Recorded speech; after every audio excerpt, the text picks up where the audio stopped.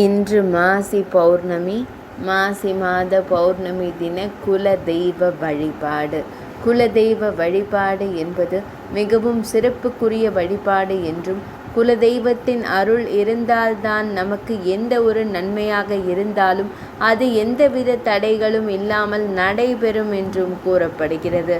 அதனால்தான் அன்றைய காலத்தில் நம்முடைய முன்னோர்கள் இல்லத்தில் எந்த ஒரு சுபகாரியம் செய்வதாக இருந்தாலும் குலதெய்வ ஆலயத்திற்கு சென்று குலதெய்வத்திற்கு விசேஷமான அபிஷேகங்களையும் வழிபாடுகளையும் மேற்கொண்ட பிறகே செய்ய தொடங்குவார்கள். அப்படிப்பட்ட சிறப்பு வாய்ந்த குலதெய்வம் நம் இல்லத்திற்கு வந்தால்தான் நம் இல்லத்தில் அனைத்து விதமான நன்மைகளும் நடைபெறும். அப்படி குலதெய்வம் இல்லத்திற்கு வருவதற்கு பௌர்ணமி தினத்தன்று ஏற்ற வேண்டிய தீபத்தை குறித்து காணலாம். மாசி மாத பௌர்ணமி தினத்தில் குலதெய்வ வழிபாடு.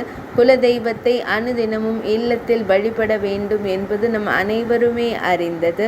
இல்லத்தில் குலதெய்வத்தின் படம் இருந்தாலும் இல்லாவிட்டாலும் குலதெய்வத்திற்கென்று தனியாக ஒரு தீபத்தை ஏற்றி அந்த தீபத்தில் குலதெய்வம் வீற்றிருப்பது போல் கருதி வழிபாடு செய்வதன் மூலம் குலதெய்வத்தின் அருள் நமக்கு கிடைக்கும்.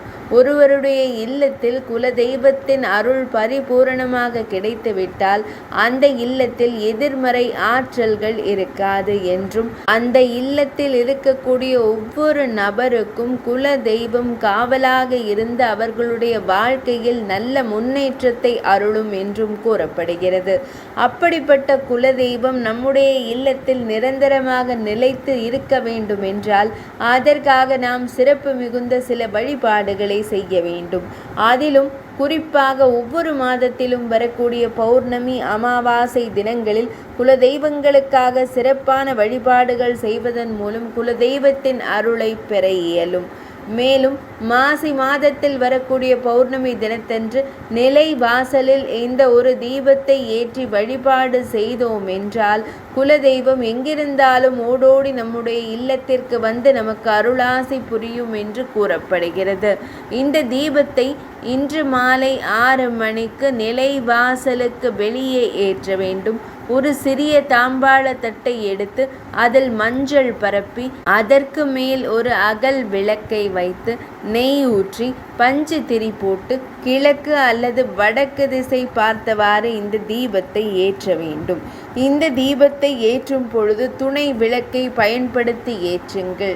துணை விளக்கு என்பது ஒரு சிறிய அகல் விளக்காக இருக்கலாம்.